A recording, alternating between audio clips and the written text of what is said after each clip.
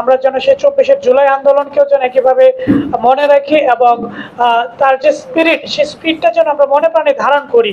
সেই স্পিরিটটা যখন আমরা মনে প্রাণে ধারণ করতে পারবো, তখনই আমরা সেই কাঙ্ক্ষিত বৈষম্যহীন এক সোনার বাংলাদেশে আমরা গঠন করতে পারবো। আমরা সকল অন্যায়, অবিচার, দুর্নীতি, জুলুম, অত্যাচার থেকে আমরা সবাই বিরত থাকবো।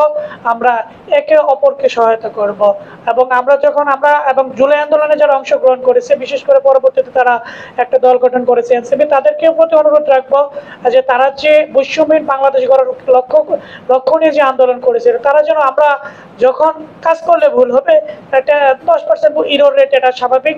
আমাদের যখনই ভুল হবে, তারা সেই প্রেশার গ্রুপ হিসেবে সরকারকে যেন সঠিক নীতি নির্ধারণ করতে তারা বাধ্য করে।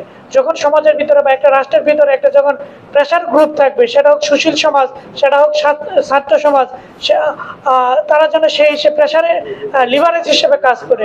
রাজনৈতিক দল যখন সরকার গঠন করবে বা যখন হলে গিয়ে জনপ্রতিনিধি নিয়ে আসবে, তখন তারা অনেক সময় রাজনৈতিক দলের যে চিন্তা চেতনা, তারা যে গিয়ে জনগণের কাছে যে গিয়ে কথা দিয়ে বা যে প্রস্তাবগুলো দিয়ে তারা যে ক্ষমতা এসে সেগুলো বাস্তবায়ন করার চেষ্টা করে, কিন্তু সেটা জনগণের জন্য উপকৃত হলো কিনা, উপকৃত হবে কিনা, এটা তারা সে দায়িত্ব সেটা বোঝানোর জন্য আমি ছাত্র জনতা থেকে অনুরোধ করবো, আপনারা যেন একটা প্রেশার গ্রুপ হিসেবে প্রশাসন বা সরকারের জন্য কাজ করেন।